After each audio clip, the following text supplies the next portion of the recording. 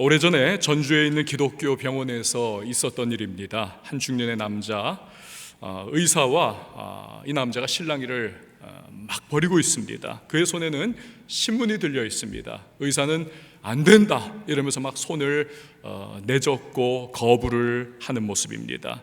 여기는 사연이 있습니다. 이 중년의 남자는 시골에서 신앙생활을 하는 집사님입니다. 목사님 없는 교회예요. 10대 명의 교인들이 모이다 보니까 집사님이 예배도 인도하고 교회도 돌보는 그러한 모습이었습니다. 이 집사님에게는 늘 안타까운 마음이 있었습니다. 그것은 교회가 제대로 된 예배당이 없었습니다. 얼기설기 얽혀있는 가건물이었습니다. 친구들이죠. 그 나머지 교인들이. 그래서 친구들, 집사님들 다 마음을 합심해가지고 이번에 우리가 교회를 예배당을 짓자. 벽돌을 직접 짓고 하나하나 세우면서 아담하지만 그러나 마음과 정성을 다해서 교회를 세우고 있었습니다. 거의 완성이 되어가고 있을 즈음입니다. 여름에 폭풍우가 엄청나게 휘몰아쳤습니다. 그 폭풍우가 애써 세우고 있던 이 교회당을 다 무너뜨리고 말았습니다. 그때부터 이 집사님에게는 아주 이상한 현상이 일어나기 시작했습니다. 밤마다 벽을 보고 누워서 닭똥 같은 눈물을 줄줄 흘리는 거예요. 이유는 뻔하죠. 우리가 정성스럽게 세우던 우리 소원이었던 이 교회 건물 다 무너졌구나. 아내분이 아무리 위로를 하려고 해도 소용이 없는 겁니다. 밤마다 울고 흐느낍니다. 그러던 며칠 후 이 집사님이 아내에게 어렵사리 입을 엽니다. 여보, 만약에 내가 애꾸눈이 되어도 여전히 나를 사랑하겠소. 그리고 나서는 손에 쥐고 있는 신문 광고를 하나 보여줍니다. 장기 구함, 실명 환자에게 이식할 눈을 구합니다. 여러분, 이 아내분이 펄쩍 뛰는 거죠. 당신 미쳤냐고. 그러나 이 남편이 이야기를 합니다. 어차피 썩을 눈 아닌가. 죽으면 다 썩어버리는데, 그러나 교회는 영원하잖아. 내 눈을 팔아서라도 교회를 짓고 싶어요. 이 남편의 간청이 아내에게 들리기를 절규하는 음성으로 들렸다는 겁니다. 그러나 어느 아내가 그것을 쉽게 허락하겠습니까? 밀거나 땡기고 하면서 하여튼 그렇게 몇 주 동안을 옥신각신을 가정에서 전쟁처럼 했던 것입니다. 그러다 나중에는 아무리 해도 안 되니까 결국 이 아내분이 통곡하면서 허락 아닌 허락을 했습니다. 그 길로 이 집사님 병원에 달려가서 의사에게 그 광고를 보여주면서 내 눈을 빼달라고, 나 이거로 교회 지어야 한다. 이 병원의 원장님, 장로님이었습니다. 무너진 교회를 짓겠다고 자기의 눈을 빼서 팔려고 하는 이 집사님의 이야기를 듣고 눈물을 흘립니다. 자초지종을 믿는 직원분들하고 다 나누었습니다. 우리가 돕자, 우리가. 십시일반 모금을 합니다. 그리고 그 모금액이 쌓여서 결국 이 시골의 교회를 아담하게 지을 수 있는 금액이 다 마련이 되었다는 것입니다. 여러분, 이런 한국말이 있죠. 몸이 18이면 눈이 9할이다. 사실 눈보다 더 귀중한, 여러분, 우리 인간의 몸의 기관이 어디 있겠습니까? 눈 안 보이면 다 필요 없잖아요, 사실. 대체 교회가 뭐기 때문에 이 집사님은 눈을 팔아서라도 교회를 그렇게도 세우려고 했던 것일까요? 여러분, 예수님 사랑하면 교회를 사랑하게 되어 있는 것입니다. 왜냐하면 예수님이 십자가에서 피 흘려 죽으셔서 구원하셨습니다. 구원받은 성도들의 모임이 바로 교회입니다. 에베소서를 보면 머리가 온 몸을 통치하고 이끌어 간다 말씀을 하십니다. 그리고 에베소서는 예수님이 머리시고 교회 바로 몸이다, 머리와 몸의 관계로 설명을 하십니다. 예수님의 영인 성령께서 교회를 통치하시고 이끌어 가시는 것이죠. 이처럼 예수님과 교회는 불가분의 관계요, 하나입니다. 그래서 예수님 사랑한다, 교회를 사랑할 수밖에 없습니다. 나 예수님 사랑합니다 하지만 교회를 사랑하지 않는다. 그분이 사랑하는 예수님은 과연 진짜일까? 한번 생각을 해봐야만 합니다. 이 집사님의 행동이 사실 여러분 어떻게 느껴집니까? 좀 과격하게, 좀 너무 극단적으로 비추어지기는 합니다. 그러나 그분의 진심은 무엇입니까?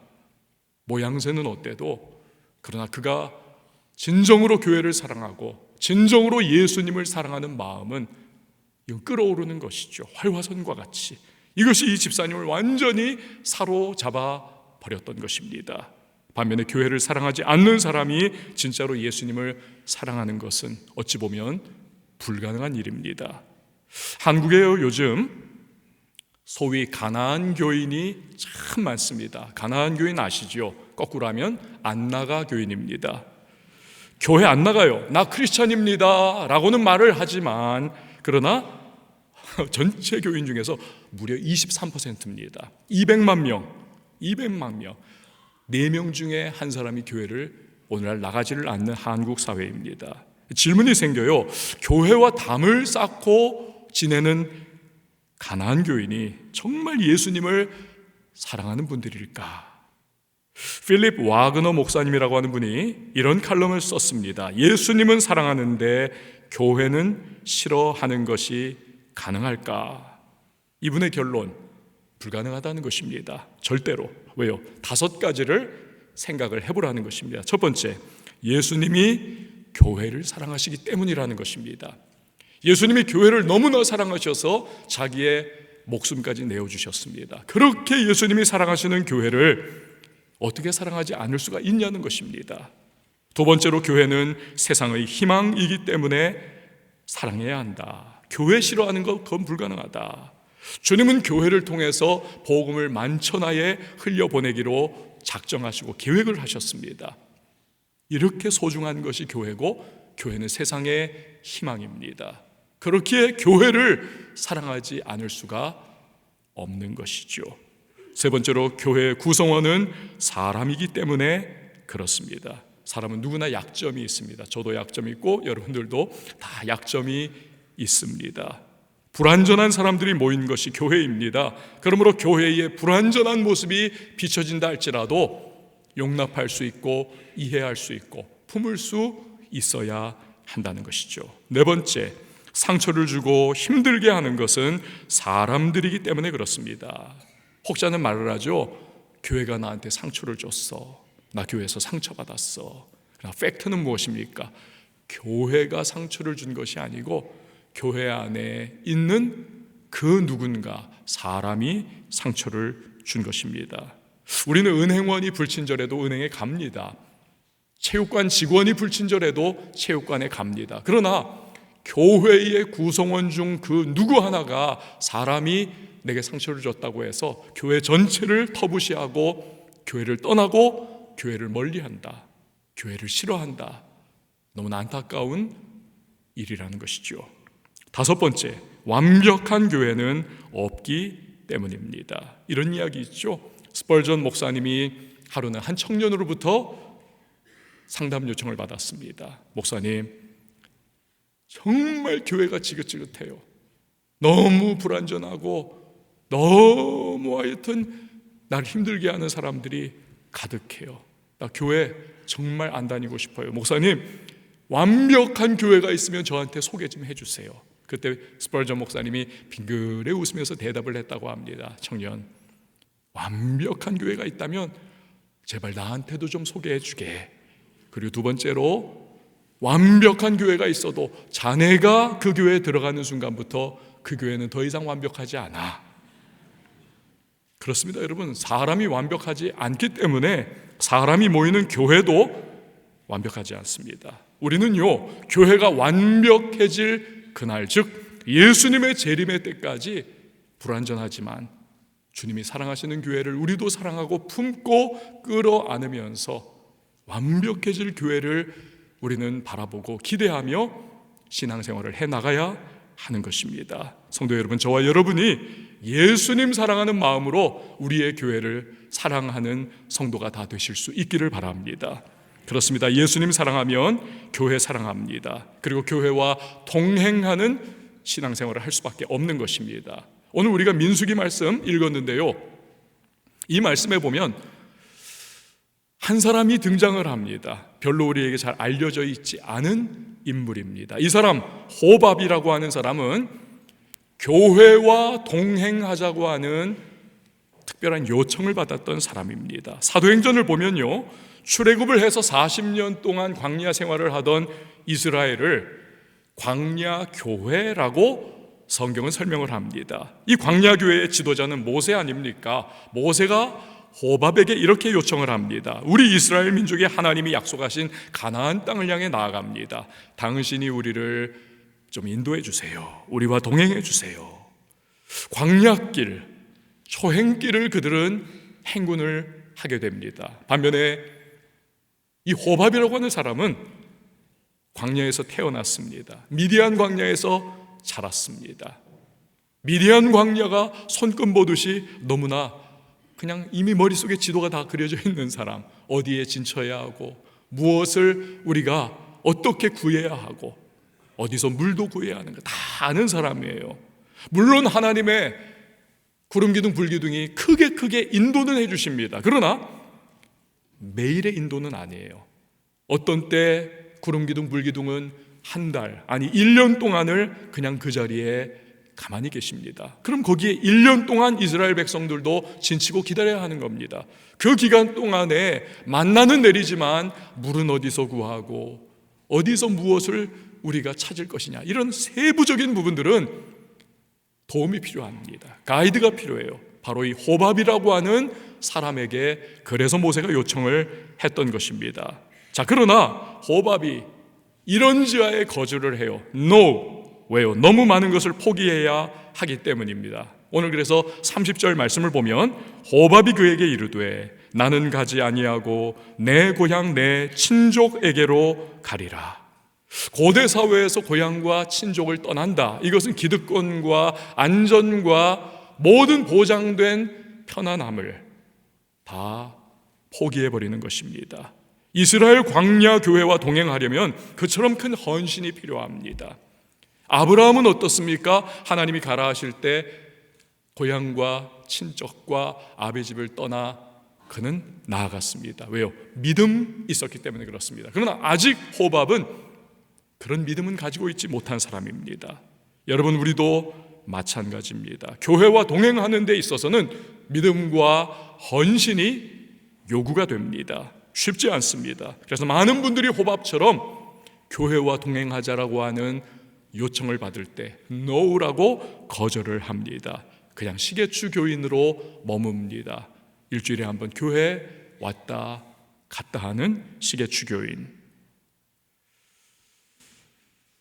교회를 세워나가는 봉사나 헌신에는 손을 안 대려고 합니다. 심지어 23%는 말씀드린 대로 가난한 교인, 시간이 갈수록 믿음과 헌신으로 교회와 동행하는 분들을 찾아보기가 점점 어려워지고 있습니다. 자, 한국에서 왔으니까 한국의 이야기를 드리자면, 그래도 예전에는요, 눈물겨운 헌신을 하신 분들이 주위에 꽤 많이 계셨습니다. 저희 아버님도 할아버님도 다 이북 출신이기 때문에 제가 이북 얘기를 좀 드릴게요.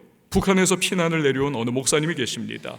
공산당의 박해가 날이 갈수록 심해지고 있습니다. 기독교인들이 신앙의 자유를 찾아서 남하하면서 남한 땅에 옹기종기 모여서 이제 피난 내려가 살아가고 있습니다. 드디어 이북 땅에서는요, 기독교인들을 처형하는 일들이 한 건 두 건 일어나기 시작합니다. 어느 날 장로님이 목사님을 다급하게 찾아왔습니다. 목사님, 빨리 이남으로 내려가셔야만 합니다. 지금 여기가 심상치가 않습니다. 아니 장로님, 나 목사 아닙니까? 목사는 양떼를 버리고 갈 수 없습니다. 단 한 사람의 교인만 남는다 할지라도 저는 여기서 순교해야 합니다. 아니요 목사님, 여기는 소수의 기독교인밖에 없습니다. 이제 남은 사람은. 그러나 대부분의 기독교인들이 이남 땅으로 내려가서 거기서 목자 잃은 양처럼 신앙생활 갈팡질팡하지 않습니까? 목사님 내려가셔서 그들을 돌봐주시고 목자가 되어주셔야만 합니다. 안 된다 하는 이 목사님의 등을 떠밀다시피 해서 이 장로님이 이남으로 내려보내 버리고 말았습니다. 그리고 며칠 후 이 장로님은 이북 땅에서 공산당의 손길에 결국 순교를 당합니다. 여러분, 이 목사님께서 평생 사역을 하시고 목회하실 때 어떤 마음으로 목회를 하셨겠습니까? 저 위쪽에서 순교는 못했지만 내가 나 대신 순교한 장로님 생각하며 나는 매주, 아니 매일마다 순교적인 내가 목회를 해야 되겠다, 열심히 목숨 걸고 사역을 하신 거지요. 결국 이 목사님은 장로님이 만드신 거예요. 훌륭한 교인이 훌륭한 목회자를 만든 것이죠. 오늘날 교회에 이런 훌륭한 믿음과 헌신으로 교회와 동행하는 분들이 많아질 수 있기를 바랍니다. 자기의 유익만 챙기는 이 시대가 아니던가요? 그러나 교회와 동행하는 귀한 분들이 많아져야만 합니다. 그럴 때 목사님도 때로는 지치고 피곤하고 힘들어하는 그 순간 성도님들을 바라보면서 저런 분이 참 우리 교회 교인이시지, 너무 귀하다, 시원한 콜라를 들이킨 것처럼 마음이 정말 상쾌해지고 다시 힘이 솟게 되는 것입니다. 여러분, 호밥이 동행 요청을 거절했습니다. 그러자 모세가 안 되겠다 싶어서 다시 간청을 하기 시작합니다. 그때 그가 강조하는 말이 있습니다. 당신이 우리와 함께 동행을 하면 하나님이 우리에게 복을 쏟아부어 주실 텐데 우리도 당신에게 그 복을 나누어 드리겠습니다. 사실요, 호밥의 입장에서 보면 말이 안 되는 겁니다. 말이 안 되는 거예요. 왜? 광야교회 이스라엘은 지금 이제 막 430년 이집트의 종살이를 벗어나 광야로 나아가는 모습 아닙니까? 완전히 오합지졸입니다. 자기들이 뭐 할 줄 아는 게 없어요. 지금 자신을 가이드가 되달라고 요청하는 것도 이스라엘 사람들이 할 줄 아는 것이 아무것도 없기에 자기를 찾는 것 아닙니까? 뭘 믿고 그들과 생사를 함께 하겠습니까? 도박하는 것과 같은 거지요. 아무리 선대하고 복을 나눠주겠다고 해도 선뜻 내키지를 않는 것입니다. 여러분, 우리도 신앙생활하며 교회와 동행할 때 이 호밥과 같은 마음이 들 때가 있습니다. 신앙생활할 때 내게 축복만 다가오고 즐겁고 해피한 일만 막 계속 찾아오면 얼마나 좋겠습니까? 누가 교회를 위하여 헌신하고 수고하고 동행하는 수고를 마다하겠습니까? 그러나 현실은 그렇지 않지 않습니까? 상처도 받을 때 있고 갈등도 있을 때 있고 내가 헌신하고 수고해도 아무도 알아주지 않는 답답한 순간도 찾아옵니다. 이민생활 너무너무 힘들고 팍팍한데, 아니 먹고 살기도 힘든 이 마당에 내게 교회에서 헌신하고 수고하라고 해.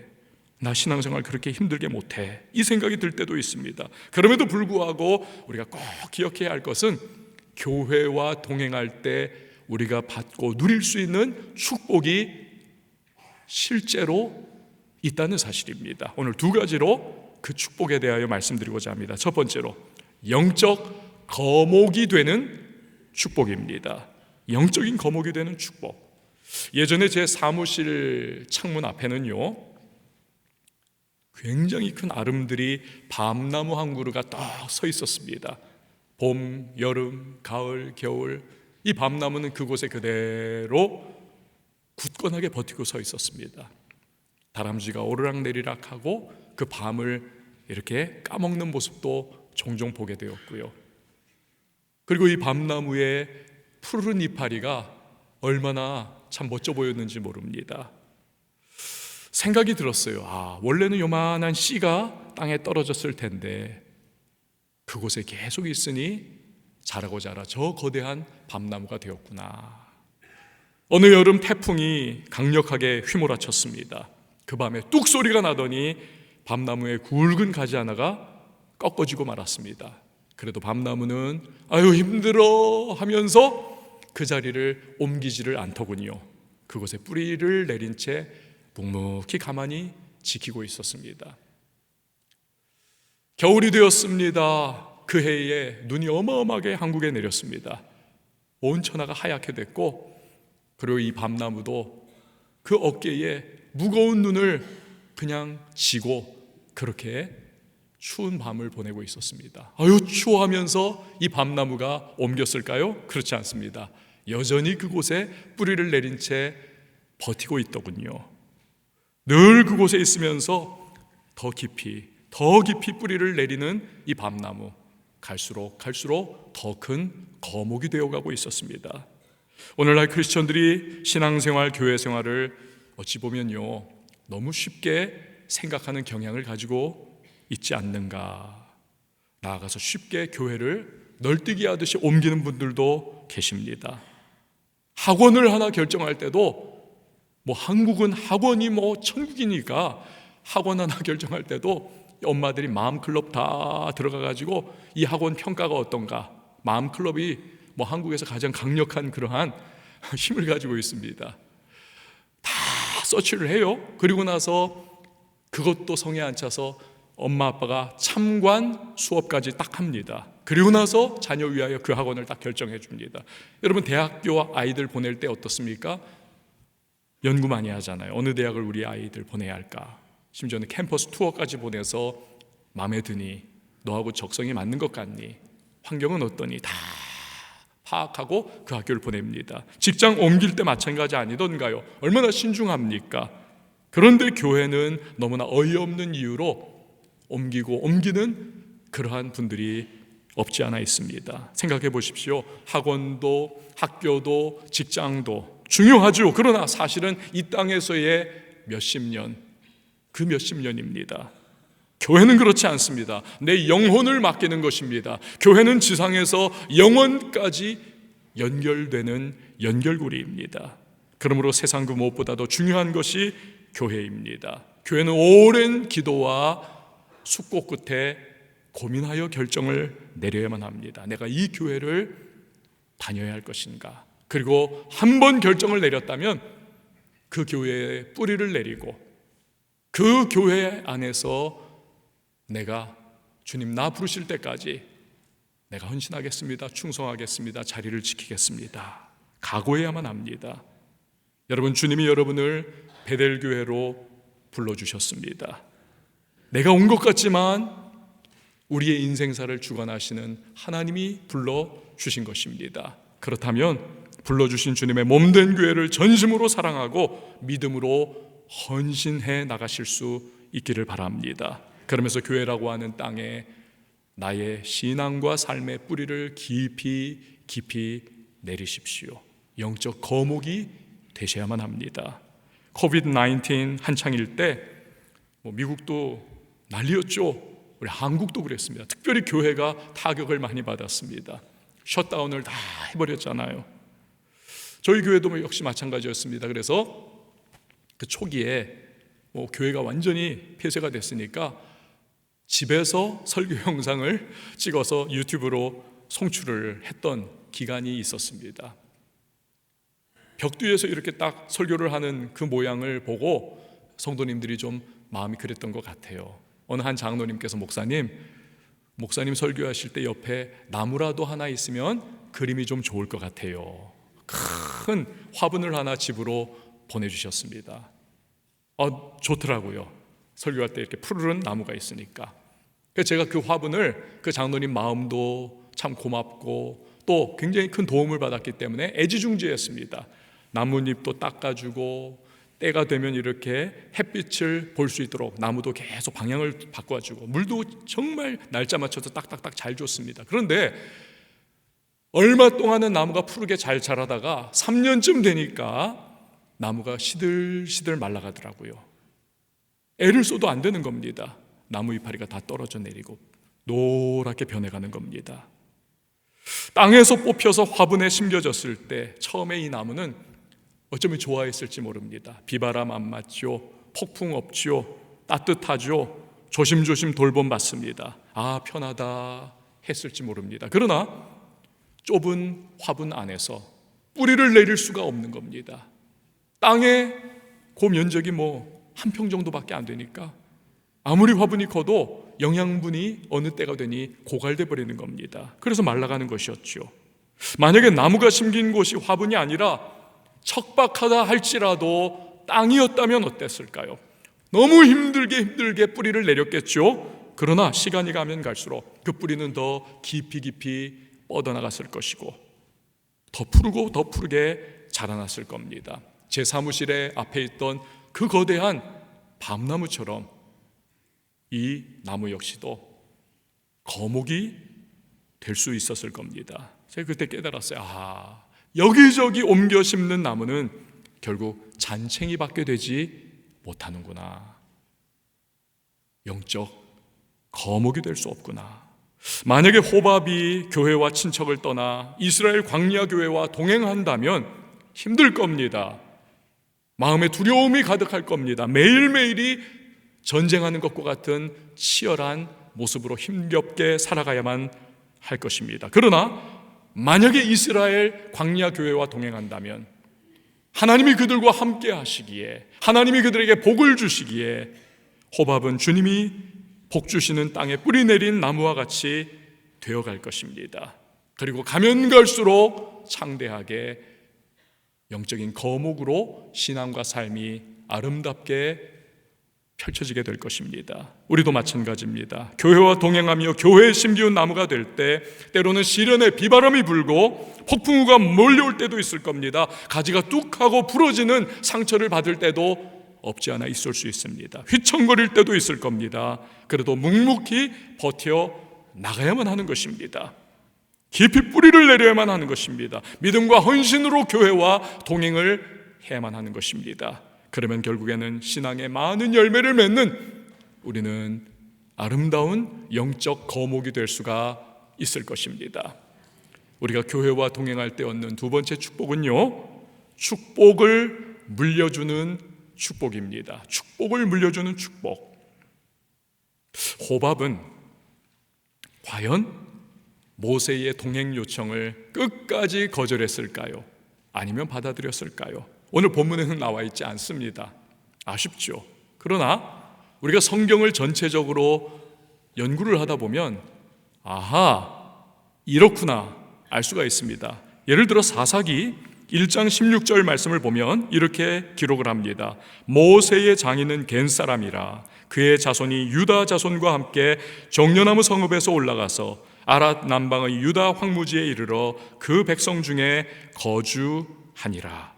구약 성경의 언어인 히브리어를 보면요, 장인과 처남이 사실은 같은 단어입니다. 그러므로 우리가 한글 성경을 번역할 때 모세의 장인은 겐 사람이라 라고 번역을 했지만 초기 번역입니다.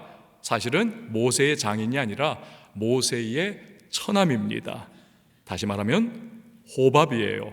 호밥의 자손이 유다 자손과 함께 거주했다는 겁니다. 그렇구나. 그가 믿음으로 헌신하며 이스라엘과 결국은 동행하게 됐구나. 이걸 깨달을 수가 있는 겁니다.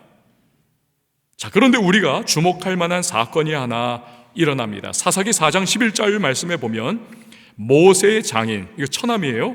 호밥의 자손 중 겐 사람 헤벨이 떠나 게데스에 가까운 사하나님 상수리나무 곁에 이르러 장막을 쳤더라. 이게 왜 중요한가? 사사시대에 호밥의 자손 중 헤벨이라고 하는 사람이 있습니다.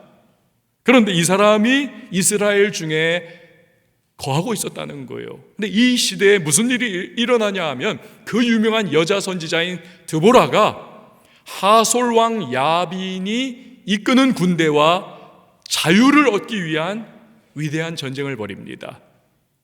하솔 왕 야빈의 대장군이 시스라라고 하는 사람이에요. 일대격전을 벌입니다. 하나님이 도우셔서 대승을 거둡니다. 그러나 이 전쟁의 마침표를 딱 찍는 사람은 드보라가 아닙니다. 바로 호밥의 자손 헤벨의 아내인 야엘이라고 하는 여인입니다. 전쟁에서 대패하고 홀로 도망치던 적군의 지휘관 시스라를 이 야엘이 기지와 모략을 동원해서 처단을 해버리는 것입니다. 그럼으로써 이스라엘의 마침내 자유와 해방이 임하게 되는 것이죠. 여러분, 이처럼 호밥은 자신의 때에 이스라엘을 광야를 통과해 나가는 과정 속에 돕는 일을 해낼 뿐만 아니라 오랜 세월 후에 그의 후손이 이스라엘을 전쟁에서 구원해내는 일에 위대한 도움을 주는 것입니다. 결정적 도움이죠. 그 결과 그들의 이름 모두가 영원한 별과 같이 이 성경에 기록되는 영광스러운 축복을 누리는 것입니다. 이처럼 이스라엘과 동행함을 통해서 호밥은 당대에만 하나님의 축복을 받는데 그치지 않고 자손 때에도 축복을 받는, 다시 말해 축복을 물려주는 축복을 누리게 되는 것입니다. 오늘날 가나안 교인의 불행이 뭘까요? 축복을 물려주는 축복을 놓친다는 것이 대표적인 가나안 교인의 불행입니다. 가나안 교인으로 지내면 물론 골치 아플 일 없습니다. 교인들하고 뒤섞이면서 상처받을 일, 줄 일 없습니다. 내 시간 사용 안 해도 됩니다. 아주 경제적으로 일주일에 한 번 그냥 교회 딱 나와가지고 은혜만 딱 쏙 알짜배기만 뽑아 먹고 그리고 내 생활하면 되는 겁니다. 그러나 결정적인 손해를 보죠. 자녀 세대가 부모 세대의 제대로 된 믿음과 교회를 향한 헌신과 눈물과 수고와 땀방울을 바라볼 수 있는 기회가 없는 것입니다. 자녀가 바라볼 때 그 부모가 교회의 토양에 뿌리를 내리고 영적인 거목으로 성장해 나가는 모습을 볼 수가 없는 것입니다. 그러니 교회와 동행하는 성도에게 주시는 축복을 자신도 누리지 못하고 자녀 역시도 누리지 못하는 것이죠. 축복을 물려주는 축복을 전수하지 못하는 겁니다. 그러니 결국 이건 헛똑똑이인 것입니다. 조심스럽지만 저희 교회 장로님 가정에 간증을 말씀을 드리고자 합니다. 교회에서 한 10분 거리의 아파트에 살고 계신 분이십니다.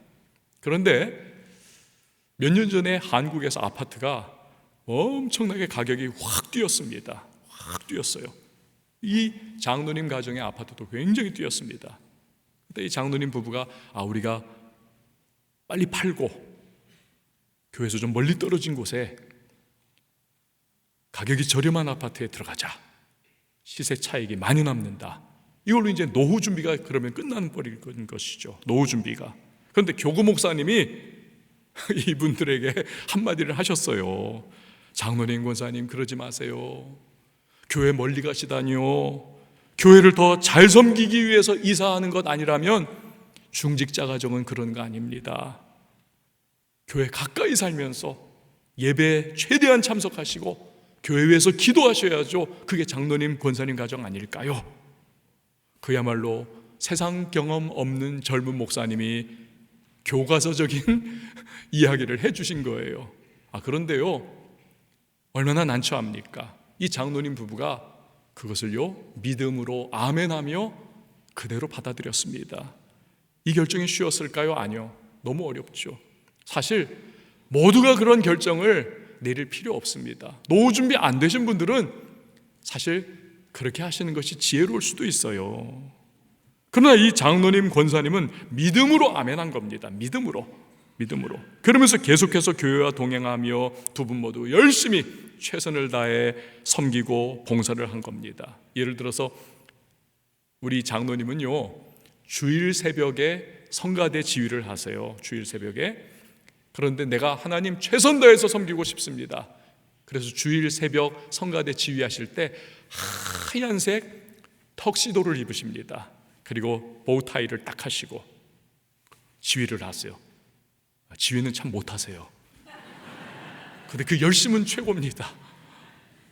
그 권사님은 토요일 밤마다 새벽 성가대 그냥 한 사람 한 사람한테 전화를 다 해가지고 꼭 나오셔야 해요. 꼭 나오셔야 해요.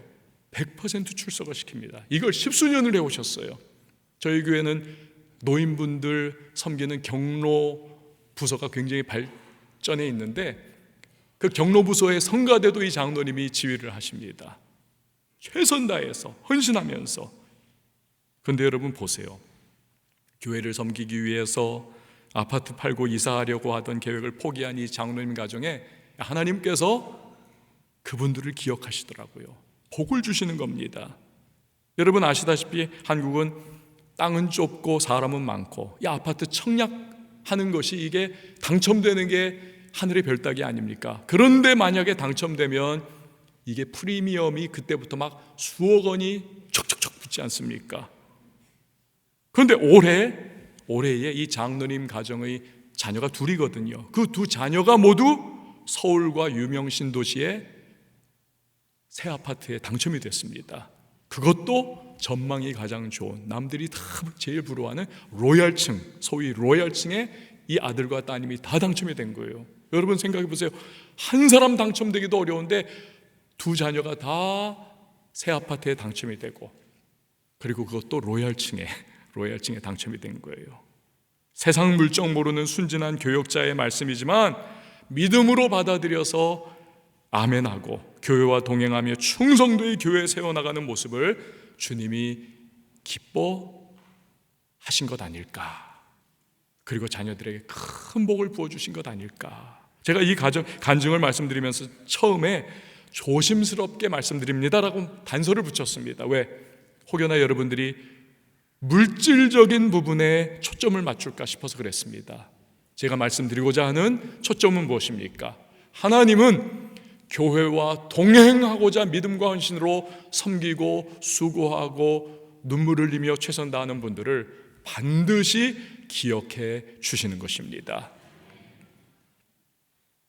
축복을 물려주는 축복은 꼭 자식에게만 국한되는 것이 아닙니다. 우리가 복의 근원이 되어서 우리의 주변에 하나님의 축복을 가정과 직장과 삶의 현장 속에 흘려보내는 것을 또한 의미하기도 합니다. 오늘 호밥도 그렇고 그 후손도 그렇고 모두 이스라엘을 복되게 하고 주변에 하나님의 축복을 흘려보내지 않습니까? 아브라함도 그렇죠.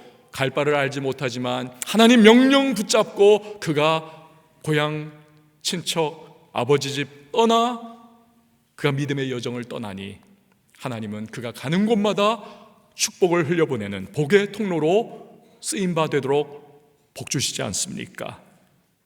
어느 주일 아침에 아들이 어머니에게 교회 가기 싫다고 징징댑니다. 그러면서 세 가지 이유를 말합니다. 첫 번째, 성가대가 노래를 너무 못해요. 그거 들으면 막 괴로워요. 두 번째, 장로님이 기도를 너무 오래 하세요. 그래서 그 기도 듣다 보면 시험에 들어요. 세 번째, 나도 남들처럼 주일에 좀 푹 늦잠 좀 자고 싶어요. 이 징징대는 아들에게 엄마가 그래도 너 교회 가야 한다 하며 세 가지의 이유를 댑니다. 첫 번째, 노래 들으러 가냐? 예배 들으러 가지. 두 번째, 사람 보러 가냐?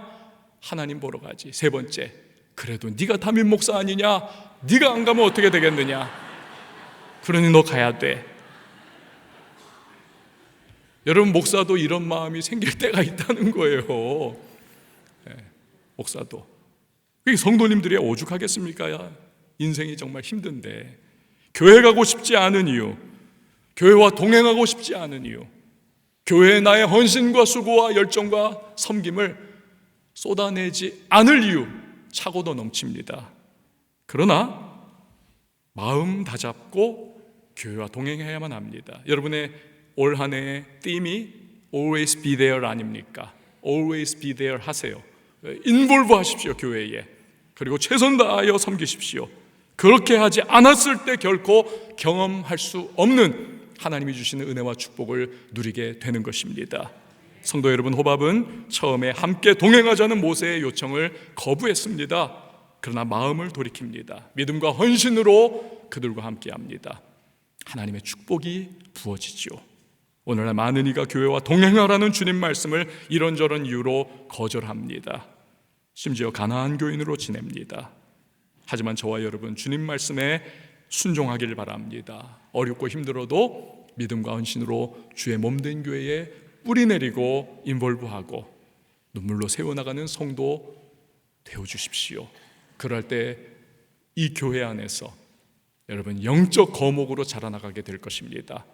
그리고 축복을 물려주는 축복을 체험하게 되실 것입니다.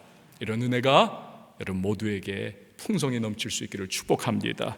우리 시간에 함께 찬양하도록 하겠습니다. 우리에게 소원이 있습니다. 주님 다시 오시는 그날까지 우리가 주의 몸된 교회를 사랑하는 것입니다. 세워나가는 것입니다. 동행하는 것입니다. 그리고 하나님이 주시는 은혜를 누리면서 우리가 영적 거목으로 자라나가고, 그리고 축복을 물려주는 축복의 사람들 되는 것입니다.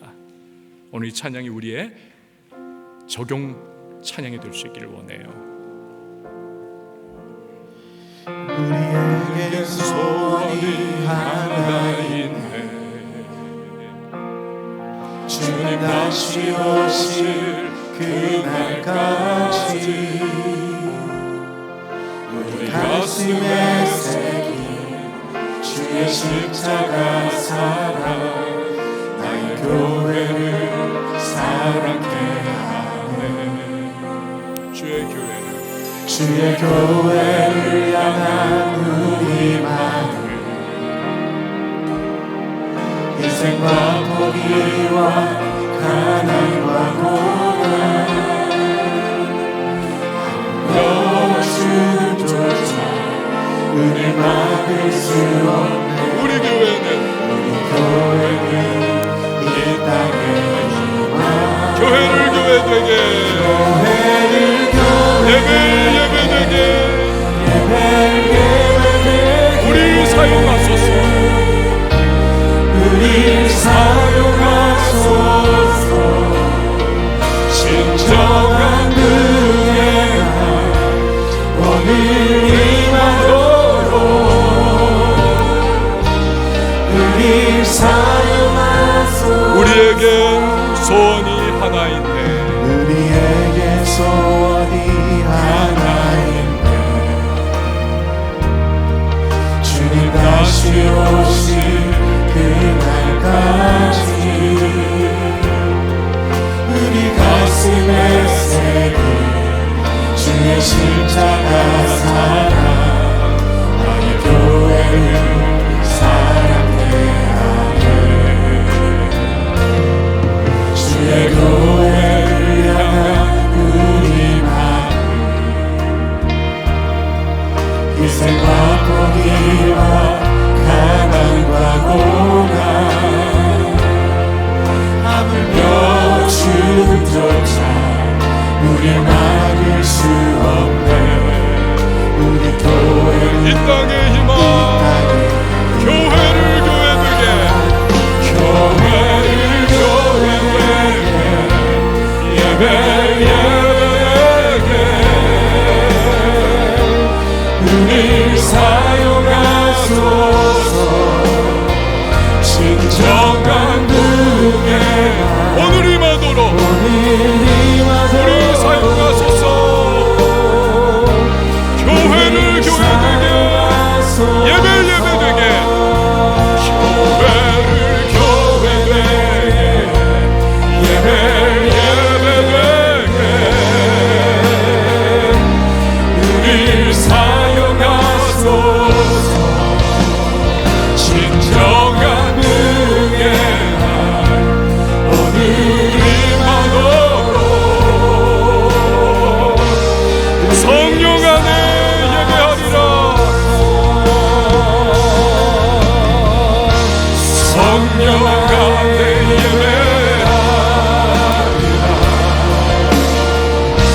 자유의 마음으로 사랑으로 사역하리라.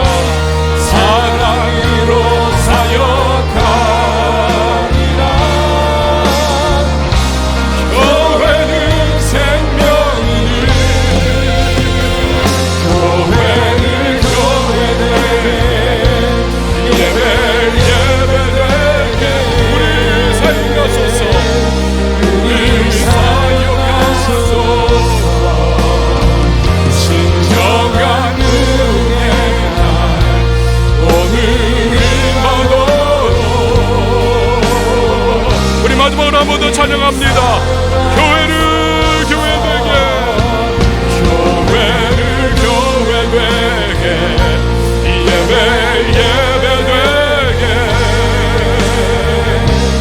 우리 사용하소서. 진정한 은혜가 오늘 임하도록 우리 사용하소서. 함께 고개 숙여 기도했으면 좋겠습니다. 생소한 호밥이라고 하는 인물을 우리가 오늘 말씀 속에 살펴보았습니다. 함께 동행하자는 모세의 요청, 그는 거부합니다. 그러나 마음을 돌이키죠. 그 도전을 믿음으로 받습니다. 헌신으로 이스라엘 광야교회와 동행합니다. 하나님이 복을 주십니다. 영적 거목이 되는 축복을 누리고 축복을 물려주는 축복도 누립니다. 호밥이 받았던 도전은 오늘 이 시대를 살아가는 저와 여러분의 도전이기도 합니다. 교회와 동행하라. 이 교회에 너의 뿌리를 내리라. 그리고 자라가라. 영적 거목이 되어라. 축복을 물려주는 축복을 누리라. 주님 말씀하십니다. 오늘 이곳에 연세 많이 드신 교회와 오랜 기간 동행하신 분들이 계십니다. 또 비교적 짧은 기간 동행하는 분들도 계십니다. 하나님, 내가 이곳에 뿌리 내리고 영적 거목 되겠습니다. 또 우리의 자녀들도 영적 거목 되게 해주세요. 축복의 축복을 물려주는 복을 우리가 대대로 누리며 하나님 나라의 일꾼 되고 이 교회를 아름답게 섬기며 사랑하며 주님 나라 확장 위하여 쓰임받게 해달라고 이 시간 우리 다 같이 말씀 기억하며 함께 기도하며 나갑니다. 하나님 아버지 감사합니다. 오늘 주신 말씀이 우리 한 사람 한 사람을 향하신 하나님의 도전이요 말씀임을 믿음으로 받습니다. 주 하나님 아버지 말씀 대로 우리에게 하나님은 반드시 교회와 동행할 때 예배할 수 있는 은혜와 축복을 주실 줄 믿습니다. 하나님 아버지 흘려보내지 않게 하여 주옵소서. 이곳에 하나님 깊이 믿음의 뿌리를 내리게 하시고 자라가게 하소서. 영적 거목이 되게 하여 주옵소서. 축복을 물려주는 축복을 누리게 하여 주시옵소서. 여기 계신 한 분 한 분들이 믿음으로 도전하게 하시고 믿음으로 받게 하시고 우리 하나님을 기쁘시게 하며 하나님의 나라를 위하여 헌신하게 하소서. 베델교회를 위하여 충성하는 교인들이 불같이 일어나게 하시고 이전까지 동행하셨던 그 하나님의 영광스러운 사역들이 이후에도 더욱 아름답고 멋지게 불일듯 일어나는 걸 바라볼 수 있도록 복을 허락하여 주시옵소서. 성령으로 함께 하시고 교회가 진정하게 예배가 진정으로 하나님 앞에 기쁨되는 교회와 예배의 모습으로 날마다 서게 하여 주시옵소서. 하나님 아버지, 호밥에게 주셨던 도전이 오늘 우리에게 주시는 도전이라는 사실을 믿음으로 받고 교회와 날마다 동행해 갈 수 있는 위대한 하나님의 사람들 되게 하옵소서. 그래 영적인 거목으로 자라나게 하시고 축복을 물려주는 축복을 누리며 교회 가운데에 하나님이 어떠한 일을 어떠한 역사를 나에게 우리 가정 우리 자녀 손 그리고 교회에 베풀어 주셨는지를 증거하는 간증의 주인공들 되게 하여 주시옵소서. 예수님의 이름으로 기도합니다. 아멘.